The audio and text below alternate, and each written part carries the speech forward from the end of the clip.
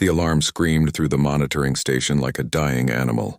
Officer Rick slammed his four-fingered hand on the console, trying to silence it. The sound stopped, but the warning on his screen remained. Something impossible was happening. "Get me command," Rick said to his assistant. His voice was calm, but his skin had turned the pale blue color that showed fear in his species. "Tell them we have a contact." A human contact. The assistant, a younger Valtran named Kess, looked at the screen and froze. "Sir, that's not possible." "The signature. It's from the old war. That ship class doesn't exist anymore."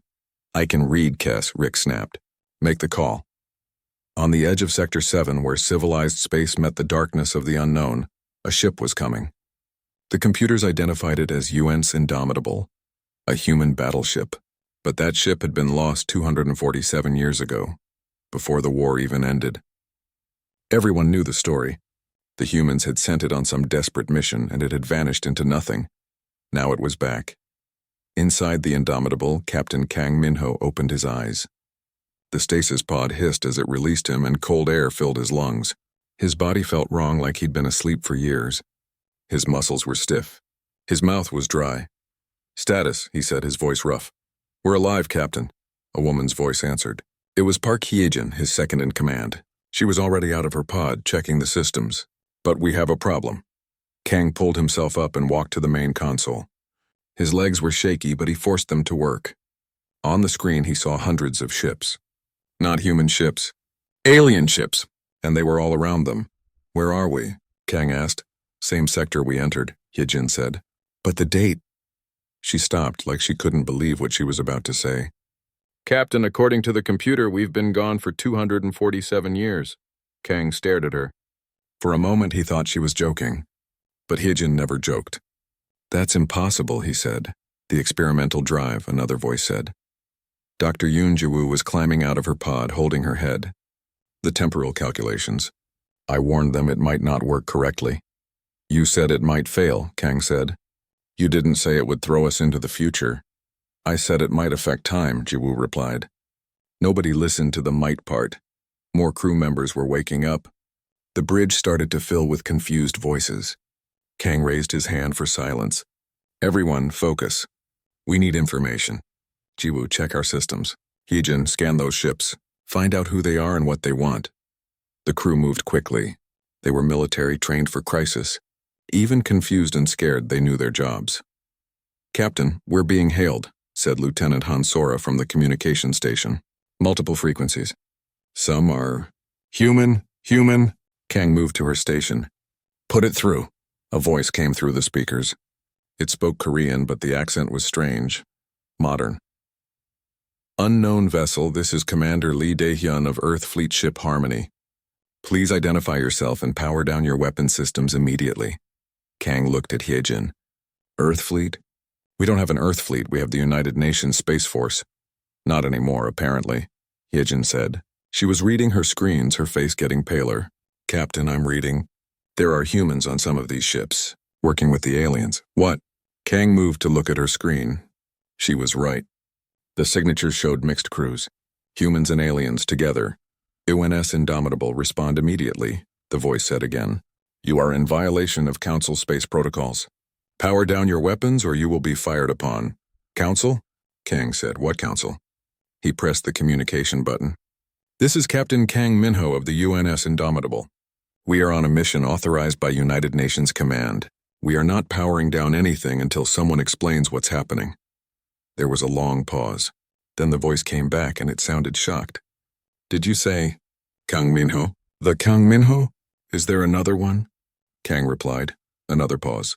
"Captain, this is Commander Lee. You're a legend. They teach about you in the academy. About your ship. The Indomitable was lost during the war. During humanity's darkest time. We weren't lost," Kang said. "We were on a mission. We're completing that mission now." "Captain, the war ended 220 years ago," Lee said. His voice was gentle now, like he was talking to a child. "Humanity is part of the Galactic Council now. We have peace." Kang felt like he'd been punched. "Peace? We were winning when we left." "No, sir," Lee said quietly. "We weren't." On the monitoring station, Rix was watching everything. His superior, High Counselor Vorn, had joined him. Vorn was old, even for a Valtran. His skin was almost white with age. That ship, Vorn said, pointing at the screen. Scan it completely. I want to know everything about it. Yes, Counselor, Rick said. His fingers moved across the console. The scanners focused on the Indomitable, penetrating its hull, reading its systems. What they found made Rick's blood turn cold. Counselor, Rick said slowly. The weapon signatures, they match prohibited technology. 3 different categories. Vorn leaned closer. Which categories? Kinetic relativistic systems, quantum entanglement warheads, and... Rick swallowed hard. Neurological disruptors. Vorn's face went completely white. All 3? On one ship? Yes, Counselor. That ship cannot be allowed to exist, Vorn said. It violates every treaty we've signed since the war. Every law we created to keep peace. But, Counselor, it's from before the treaties, Rick said. Technically, they're not bound by laws that didn't exist when they left. I don't care about technicalities, Vorn snapped. That ship has the power to crack planets, to destroy entire fleets across light years, to kill billions with the push of a button. It must be destroyed or captured immediately. On the Indomitable, Jiwoo had finished checking their systems. She came to stand beside Kang. Captain, we have a bigger problem.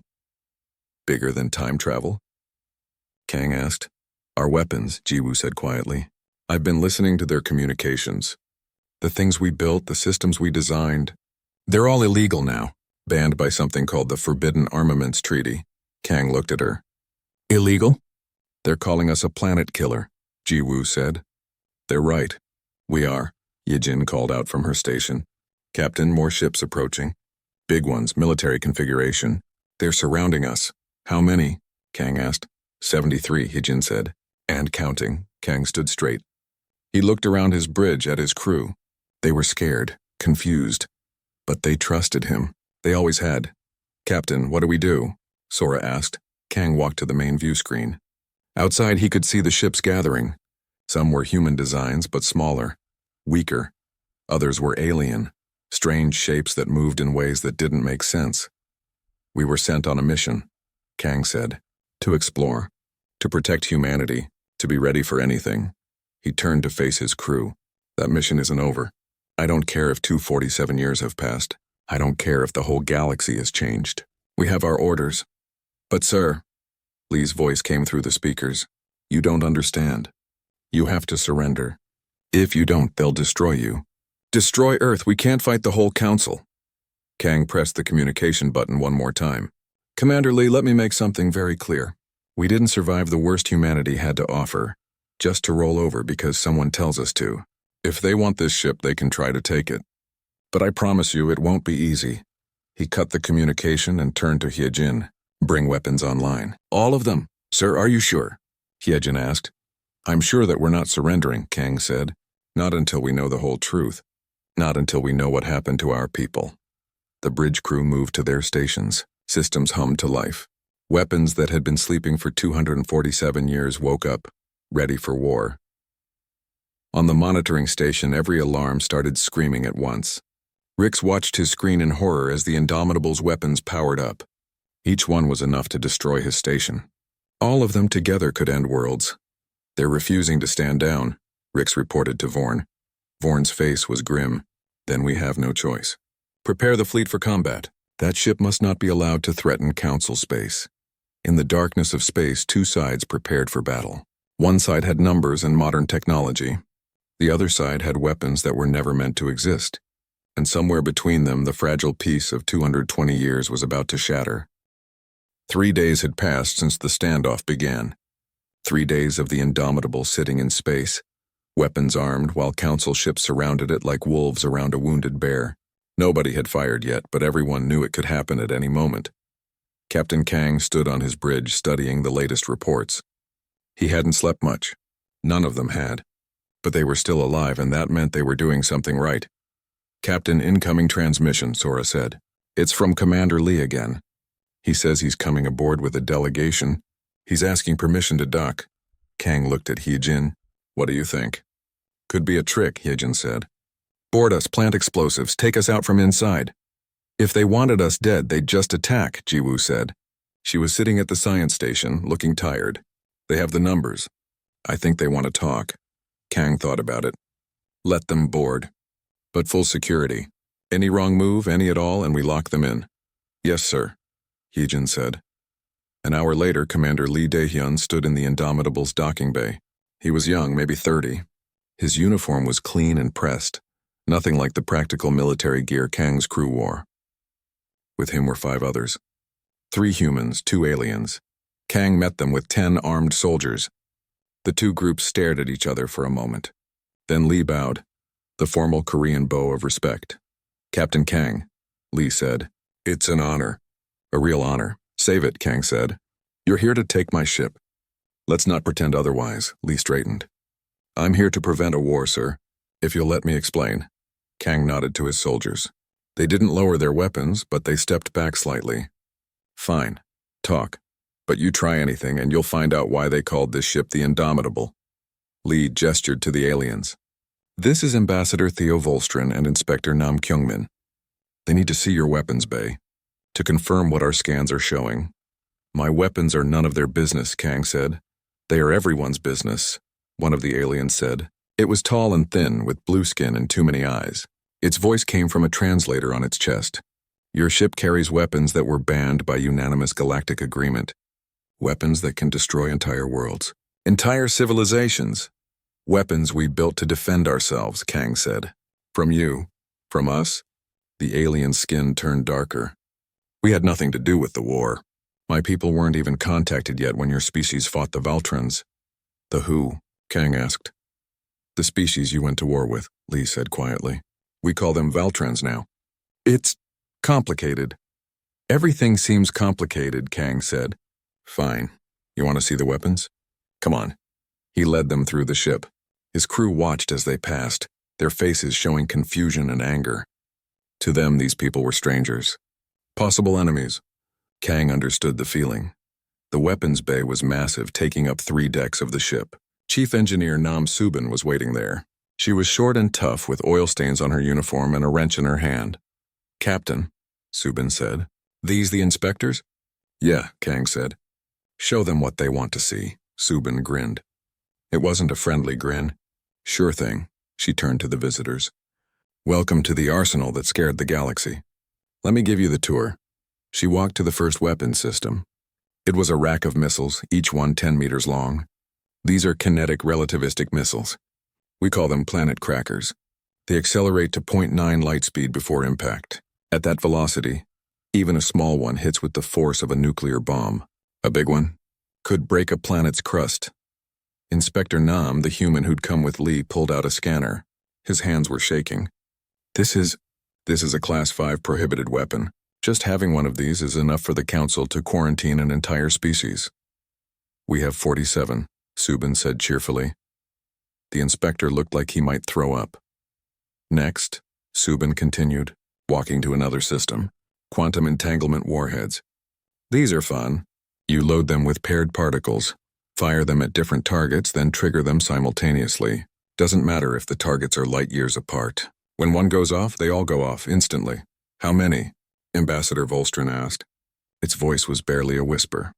We can cover about 23 targets at once, Subin said. Good for taking out enemy fleets when they're scattered. This is impossible, Volstrin said. These weapons, they were theoretical when the war ended. Nobody believed they could be built. We built them, Jiwoo said. She'd followed them down.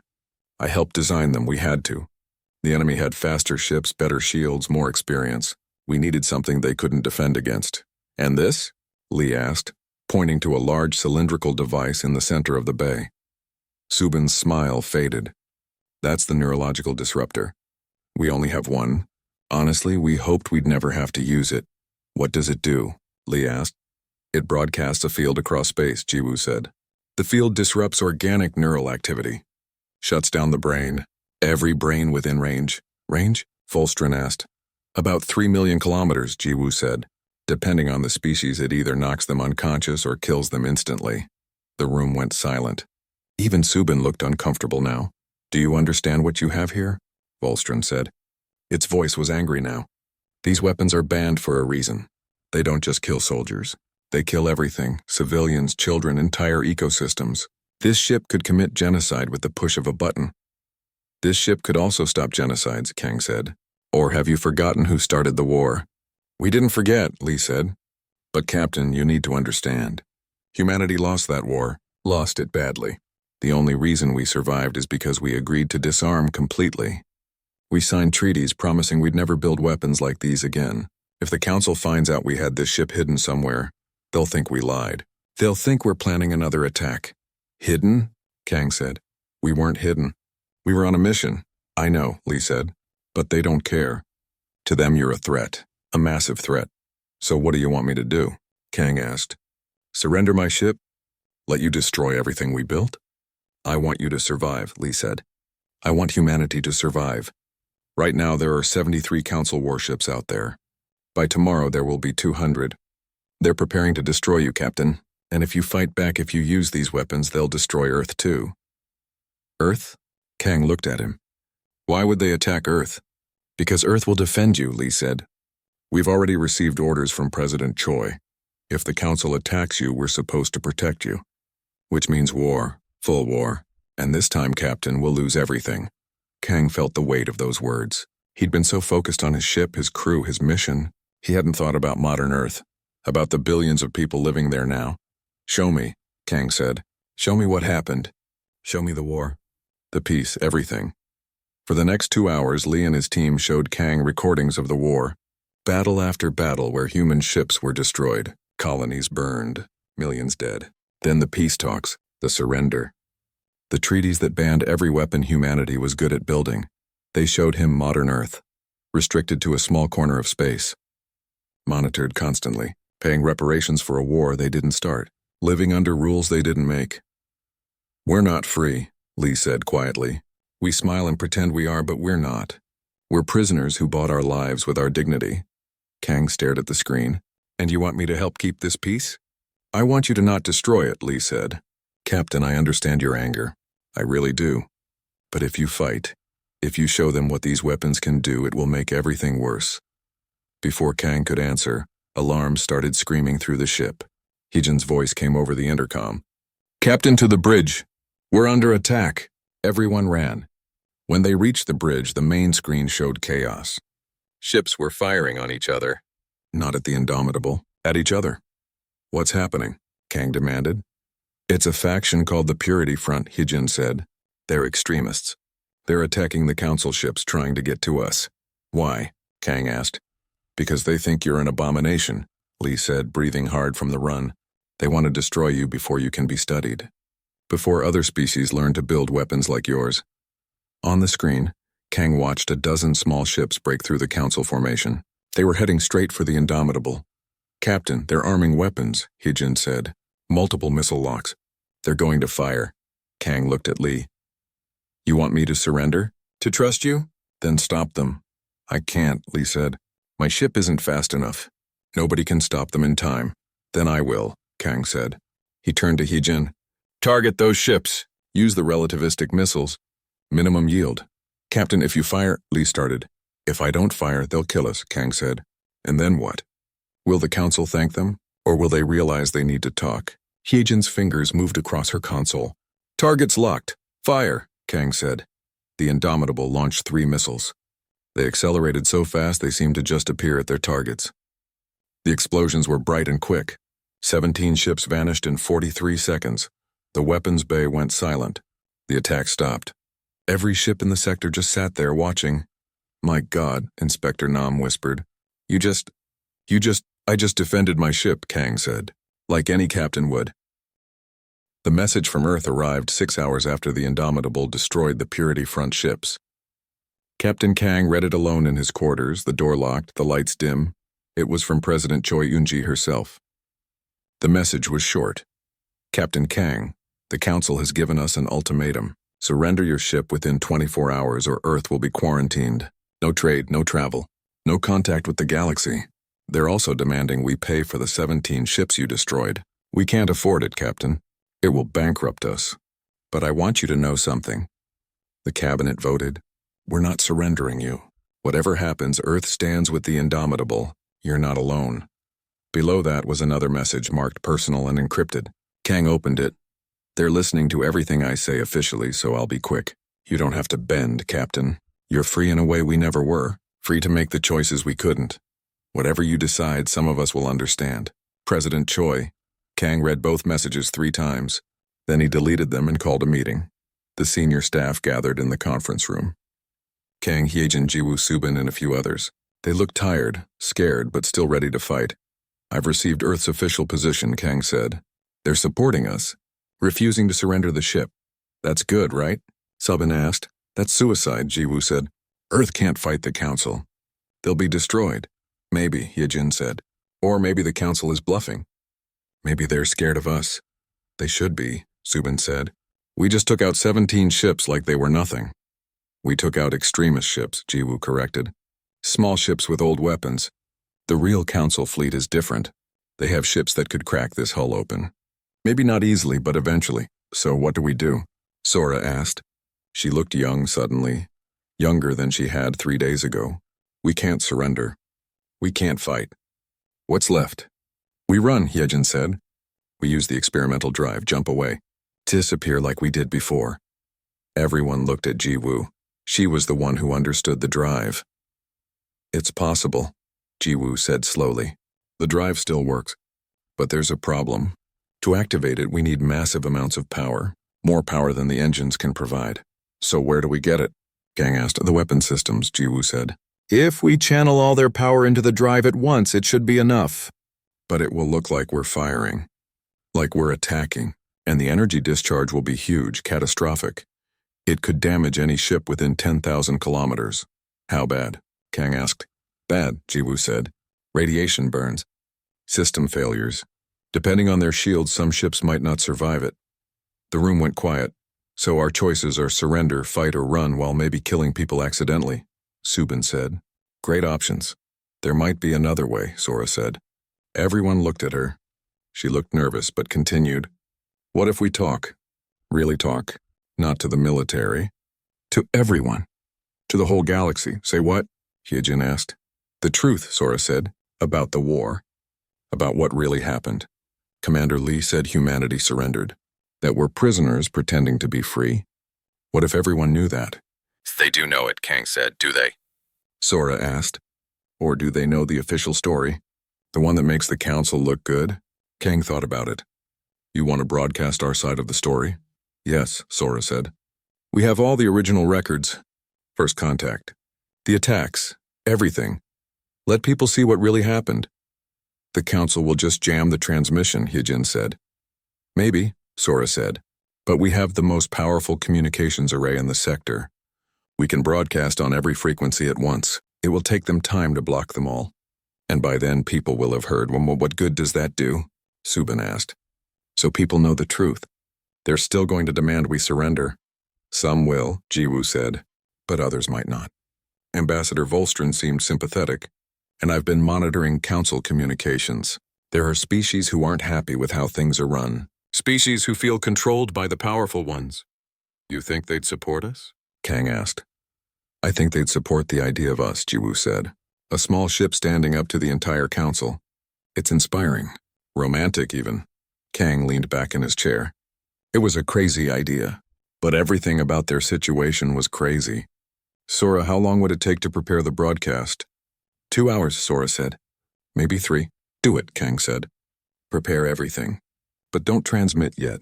We're going to need leverage. After the meeting ended, Kang found himself alone with Hyejin. She'd stayed behind like she always did when something was bothering her. You don't agree with the broadcast, Kang said. I think it's a waste of time, Hyejin said. The galaxy doesn't care about truth. It cares about power, and right now the Council has it. So what would you do? Kang asked. Hyejin looked at him. I'd arm the quantum warheads. I'd tell the Council that if they attack us, we'll take out their major military stations. All of them at once. Make it clear we're not bluffing. That's terrorism, Kang said. That's survival, Hyejin said. Captain, we're soldiers. We were sent out to protect humanity. That's still our job. If we have to make threats to do it, then we make threats. And if they call our bluff? Kang asked. Then we prove it's not a bluff, Hyejin said. Kang studied his second in command. She'd always been the hard one. The one willing to do what others wouldn't. That's why he'd chosen her. But now he wondered if he'd chosen too well. I'm not starting a war, Kang said. Not unless there's no other choice. There might not be, Hyejin said. Captain Commander Lee was honest with us. His people are prisoners. They've been living under the Council's boot for 2 centuries. We have a chance to change that. To show the galaxy that humanity won't be pushed around anymore. By killing people? Kang asked. By being willing to, Hyejin said. There's a difference. Before Kang could answer, the intercom buzzed. Captain, you need to see this, Sora's voice said. We're receiving another transmission. From Ambassador Volstron, private channel. Kang and Hyejin rushed to the bridge. Volstron's face appeared on the screen. The alien looked nervous. Captain Kang, Volstron said. I'm contacting you against orders. If my superiors find out, I'll be arrested. But you need to know something. There are members of the Council who want what you represent. Which is what? Kang asked. Change, Volstron said. The Council is controlled by 3 dominant species. The Valtrans, the Marathians, and the Kelthrin. They make the rules.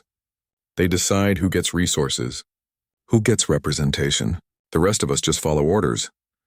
Sounds familiar, Kang said. Your ship scares them, Volstron said. Not because of your weapons, though those are terrifying. Because you're proof that a small force can challenge them. That strength isn't just about numbers or resources. It's about will. What are you saying? Kang asked.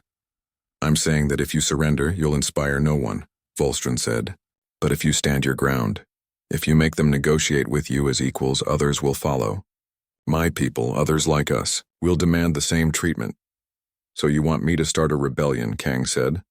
I want you to not kneel, Volstron said. Please don't surrender. Don't run. Make them see you as equals. The transmission ended. Kang stood there thinking. Captain? Hyejin said. Get me Commander Lee, Kang said. And prepare the broadcast. We're going to make our position clear. Which is what? Hyejin asked. We're not surrendering, Kang said. We're not running. We're going to sit here and force the Council to make a choice. Deal with us as equals or try to destroy us. Either way, the galaxy is going to watch. And if they choose to destroy us? Hyejin asked. Kang smiled. It wasn't a happy smile. Then we show them why Earth called this ship the Indomitable.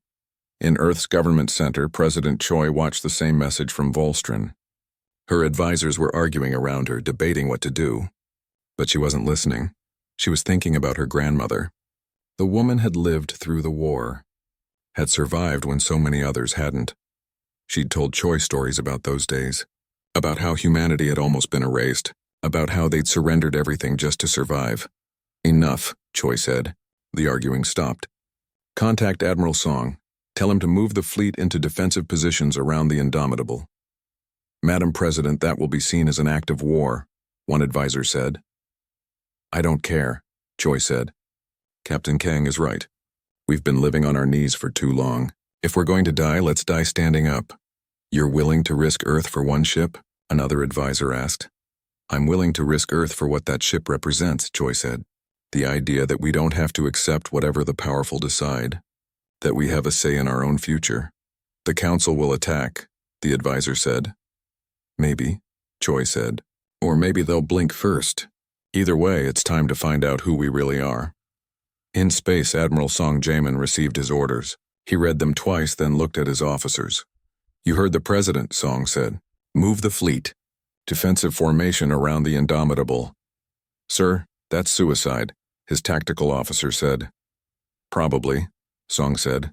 But it's our suicide, and I'd rather die defending something than live as a coward.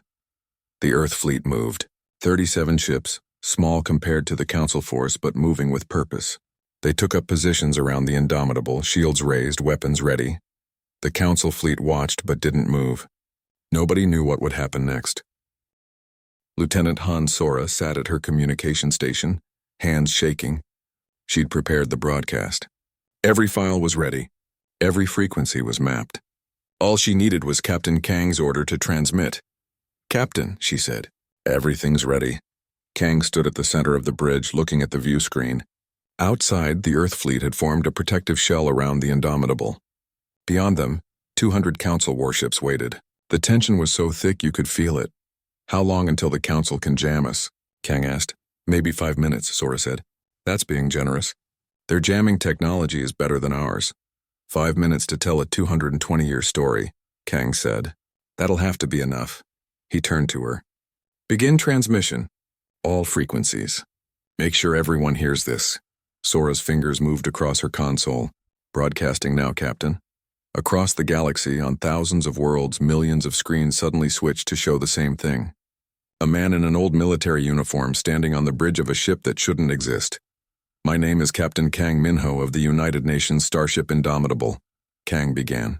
Most of you don't know who I am.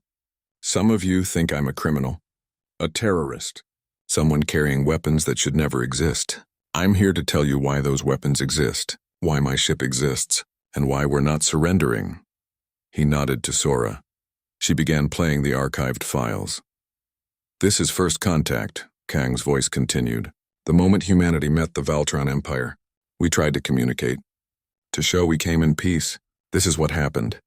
The footage showed a human exploration ship approaching a Valtran station. It was broadcasting greetings in every language, every frequency.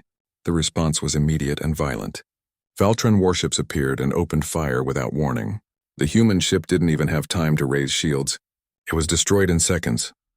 17 people died in that first contact, Kang said. 17 scientists and explorers who thought they were meeting friends. The Valtrans never asked who we were, never tried to communicate. They saw something new and decided to destroy it. More footage played. Colony ships being hunted down.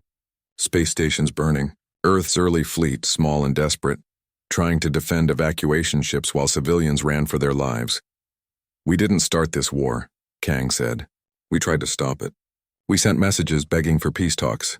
We offered everything we had just for a chance to explain ourselves. The Valtrans never responded. They just kept killing us. On a dozen council worlds, people watched in silence. Some had never seen these records. The official history said the war started when humans attacked a Valtran mining operation. These files showed something different. So we built weapons, Kang said. Terrible weapons. Weapons designed not to win battles, but to make the enemy think twice about fighting. We never wanted to use them. We wanted them to be so scary that the Valtrans would talk instead of shoot. The footage changed to show the construction of the Indomitable. Scientists working day and night. Engineers building systems that pushed the limits of physics. All of them looking exhausted and scared. The Indomitable was built for one purpose, Kang said. To explore the galaxy, find allies, and bring back help. We left with hope. We came back to find that humanity surrendered. That the war ended with Earth on its knees. Accepting blame for violence they didn't start and signing away rights they should have kept. He paused. The screen showed the treaties. The restrictions. The reparations. Document after document proving what Commander Lee had said. Humanity wasn't free. They were prisoners who'd bought survival with dignity. So now you know the truth, Kang said, and you need to decide. Is this justice? Is this peace? Or is it conquest wearing a friendly mask? On the bridge of High Counselor Vorn's flagship, chaos erupted. Technical officers scrambled to jam the transmission. But Kang was right. The Indomitable's communications array was too powerful. Every time they blocked one frequency, it switched to another. Cut it off, Vorn screamed. Cut it off now. We're trying, Counselor, a technician said. But they're broadcasting on 17,000 different channels simultaneously. We can't block them all. Vorn watched the broadcast with growing horror. Not because the information was false. It wasn't. The truth was worse than any lie. The Valtrans had started the war. Everyone with access to classified files knew it. But the public didn't. The public believed the propaganda. Now that lie was dying, broadcast by broadcast. How long until we can shut them down completely? Vorn asked. 3 minutes, the technician said. Not fast enough, Vorn said.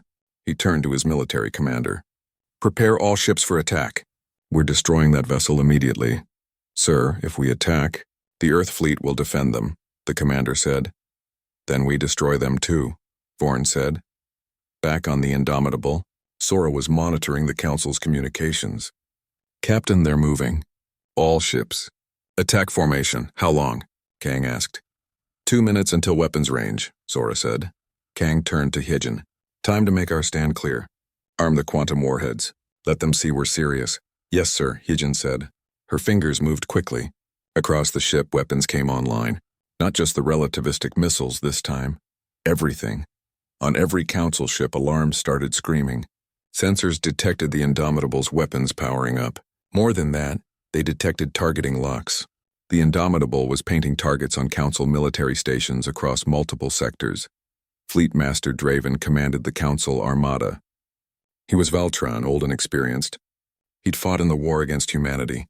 He'd seen what desperate humans could do. Now he was seeing it again. Sir, they've locked weapons on Station Prime, Station Secundus, and the orbital facilities at Kelvin. His tactical officer reported. If they fire those quantum warheads, they'll destroy all three simultaneously. Estimated casualties, 4 million military personnel. Draven stared at his screen. The Indomitable was tiny compared to his fleet, but size didn't matter when you could strike anywhere in an instant. Open a channel to the Indomitable, Draven said. Kang's face appeared on the screen. Draven studied him. The human looked calm. Too calm for someone facing certain death. Captain Kang, Draven said. You're bluffing, am I? Kang asked. Your people attacked my ship 3 days ago. I destroyed them. You surrounded me with warships. I armed weapons you can't defend against. Every time you've pushed, I've pushed back harder. Does that sound like bluffing? If you fire those weapons, you'll murder millions, Draven said. And if you fire on me, I'll murder millions, Kang said. That's the point. We're equal now. You have the ability to destroy me. I have the ability to destroy you. So maybe instead of fighting, we should talk. There's nothing to talk about, Draven said. You have illegal weapons. Surrender them and we'll negotiate your ship's status. No, Kang said simply. No, Draven repeated. I'm not surrendering anything, Kang said. You want these weapons? You'll have to come take them. But I promise you the cost will be higher than you're willing to pay. On a dozen worlds, billions watch this exchange. Counselor Zin, a young representative from a minor species called the Tyrillians, watched from her chambers. She'd been elected recently, full of hope about making the council more fair. But she'd learned quickly that the council wasn't fair. It was controlled by 3 species who made all the decisions. Now she was watching a human refuse to bend, refuse to accept what he was told. It was terrifying and inspiring at the same time. Play that last part again, Zin told her assistant. The assistant replayed Kang's final words. I'm not surrendering anything. Zin made a decision. She activated her communication link to the council chamber. This is Counselor Zin. I'm calling for an emergency session. We need to discuss the Indomitable situation before someone starts a war we can't stop. Other young counselors began calling in, species who'd stayed quiet before, afraid to challenge the dominant powers. But Kang's defiance had given them courage. Back on the Indomitable, Sora reported. Captain, I'm detecting communication spikes across council space.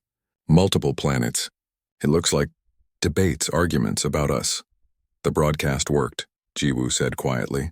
People are questioning what they've been told. Doesn't matter, Hyejin said. The council fleet is still moving to attack. She was right.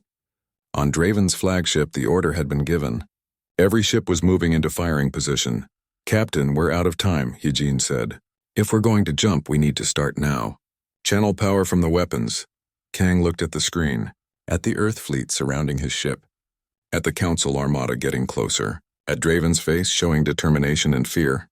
No, Kang said. We're not running. Sir? Hyejin said. Dr. Jiwoo, Kang said. Can we use the neurological disruptor at non-lethal settings? Jiwoo thought about it. Maybe. It's designed to kill, but if we reduced power significantly, yes, it would knock people unconscious instead. But Captain, that still means hitting every ship in range, including the Earth fleet. They'll understand, Kang said. Sora, broadcast this message on all frequencies. Make sure everyone hears it, Sora nodded. Ready, Captain. Kang spoke slowly, clearly. This is Captain Kang Minho to all ships. What happens next is your choice. You can attack us and we will defend ourselves with lethal force, or you can stand down and negotiate with us as equals. You have 1 minute to decide. That's not enough time, Draven said. The emergency council session lasted 3 days.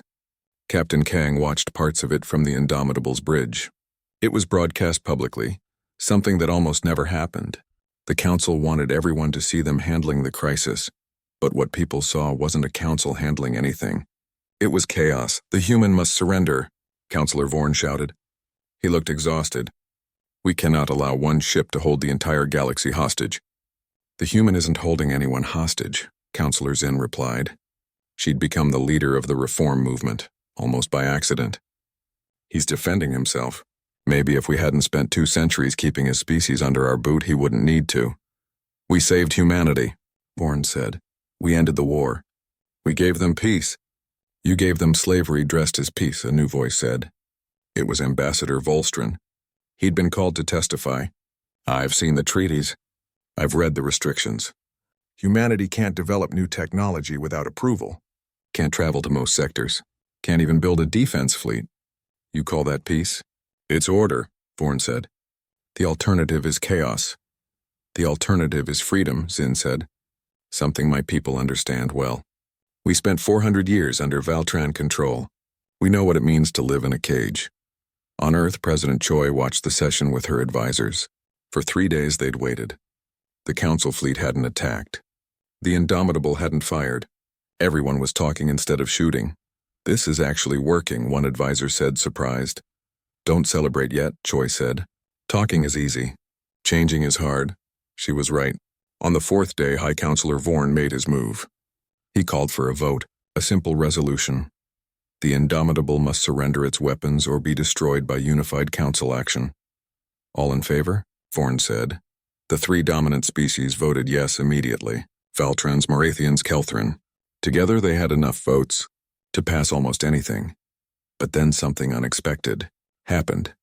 The Tyrillian delegation votes no. Counselor Zin said. The Orvian delegation votes no. Another voice said. The Plenthian delegation votes no. One by one, smaller species voted against the resolution. Species that had always gone along with the dominant powers before. Species that had watched the Indomitables broadcast and seen their own history reflected back at them. The resolution failed. By 3 votes, it failed. Vorn's face went white. This is unprecedented. This is democracy, Zin said. Something this council forgot about a long time ago. Then what do you suggest? Vorn asked. We just let the human keep his weapons? Set a precedent that anyone can arm themselves with planet killers? No, Zin said. We negotiate a new treaty. One that applies to everyone equally. If weapons are banned, they're banned for all of us. If weapons are allowed, they're allowed for all of us. No more special rules. No more permanent restrictions on any species. That's madness, Vorn said. You'd give everyone access to weapons of mass destruction?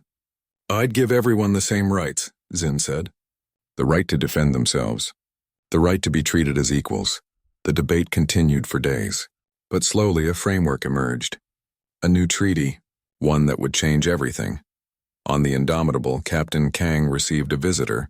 President Choi had come in person, traveling from Earth on the fastest ship available. They met in his ready room. Choi was older than Kang expected, maybe 60. She looked tired but determined. Captain Kang, Choi said. Thank you for seeing me. Madam President, Kang said. I should thank you. Your fleet's support made all the difference. Admiral Song made that decision, Choi said. I just didn't stop him. She sat down without asking. We need to talk about the future. Whose future? Kang asked. Everyone's, Choi said. The Council is drafting a new treaty. The Accords of Mutual Respect, they're calling it. It will give humanity equal rights, full military development, access to all Council sectors. Everything we lost 220 years ago. That's good, Kang said. It also means giving up your weapons, Choi said, not destroying them. Just putting them under joint council oversight. Same as every other species. Kang stared at her. You want me to surrender? I want you to win, Choi said. Captain, you've already won. You've changed the entire galaxy. You've proven that humanity won't be pushed around anymore. Now it's time to build on that victory. By trusting the council? Kang asked. The same council that wanted to destroy us a week ago. By trusting the new council, Choi said. The one that's forming right now. With Counselor Zin and Ambassador Volstron and dozens of other species who stood up because you stood up first. Kang was quiet for a long moment. What about my crew? What happens to us? That's your choice, Choi said. You can come home, be heroes. Help build the new Earth, or, Kang asked. Or you finish your original mission, Choi said. Explore. Find new worlds. Make first contact the right way. Commander Lee has volunteered to join you. So have crews from 3 other species. They want to explore together. As equals, Kang thought about his crew, about the 247 years they'd lost, about the galaxy they'd woken up to find so different from the one they'd left. I need to talk to my people, Kang said. The crew meeting was tense. Everyone had opinions. Some wanted to go home. Some wanted to keep fighting. Some just wanted rest. Subin spoke first. Captain, I say we take the deal. We've been away long enough. Let's go home. See Earth. Meet our families, descendants. Actually live. We can't trust the Council, Yejin said. This could be a trick. They disarm us, then attack when we're weak. It's not a trick, Jiwoo said. I've been analyzing the political shifts. The Council is genuinely fragmenting. The old power structure is collapsing. If we refuse this treaty, we'll look like warmongers. We'll lose all the support we've gained. So we give up our weapons? Hyejin asked. After everything we fought for? We don't give them up, Jiwoo said. We put them under oversight. There's a difference. And honestly, if the treaty is fair, maybe we don't need these weapons anymore. Kang listened to them all. Then he spoke. I'm not ordering anyone to stay or go. This is a choice each of you makes. If you want to go home, I'll arrange transport. If you want to continue the mission, you're welcome aboard. What about you, Captain? Sora asked. What do you want? Kang smiled. I want to finish what we started. We left to explore, to find new friends, to prove humanity could be part of something bigger. I say we do that. The vote was close. 20 crew members chose to go home. 17 chose to stay, including Hyejin despite her doubts. Someone needs to keep you from doing something stupid, she said. 2 weeks later, the new treaty was signed. The Accords of Mutual Respect. Every species had equal rights, equal access, equal military capability, limited only by shared oversight that applied to everyone. The Indomitable's weapons were placed in a joint facility, guarded by multiple species. They could be accessed in emergencies, but only with approval from all 5 major council groups. True oversight, not control by any one faction. Dr. Yoon Ji-woo chose to stay on Earth. She had new work to do, creating the Galactic Defense Research Institute, where scientists from all species could study weapons technology together. Not to build new weapons, but to ensure everyone understood them, to make sure no one ever had an advantage that could start another war. You sure about this? Kang asked her before he left. Someone needs to make sure the knowledge we created is used responsibly, Ji-woo said. Besides, I'm tired of space. I want to see mountains, oceans, things that don't move. The day the Indomitable left, Commander Lee Dae-hyun came aboard with his crew. So did teams from Terillian, Orvian, and Plenthian species. The ship was crowded now, full of different voices and languages. This is going to be interesting, Subin said, watching aliens try to figure out human equipment. That's the point, Kang said. They stood on the bridge, ready to jump to FTL. Hyejin was at Tactical, Sora at Communications, Subin in Engineering, Lee at a secondary command station, learning how to work with a crew 247 years older than his training. All systems ready, Captain, Hyejin reported. Kang sat in his command chair. It felt right. This was always what the Indomitable was meant to do. Not fight, explore. Sora, send a message to Earth, Kang said. Tell them we're continuing the mission. Tell them humanity is no longer alone. Yes, sir, Sora said. Kang looked at the view screen, at the stars waiting to be discovered, at the future waiting to be built. Take us out, he said. Let's see what's out there. The Indomitable jumped to FTL. Behind it, Earth and the Council watched it go. Ahead, unknown space waited. New worlds, new species, new chances to get first contact right. On Earth, President Choi watched the departure with Admiral Song. Do you think they'll find anything? Song asked. I think they'll find everything, Choi said. And when they do, they'll show the galaxy what humanity really is. Not conquerors, not victims, just people trying to do better. 50 years passed. The galaxy transformed. The old hegemonies crumbled completely. New alliances formed. Multi-species crews became common. Democracy replaced autocracy on dozens of worlds. And at the edge of known space, the Indomitable continued exploring. Now commanded by Commander Lee, who'd learned from Captain Kang until the old captain finally retired. The ship discovered 17 new species, made contact peacefully every time, helped mediate 3 conflicts before they became wars. It became a legend, a symbol, the ship that changed everything by refusing to surrender.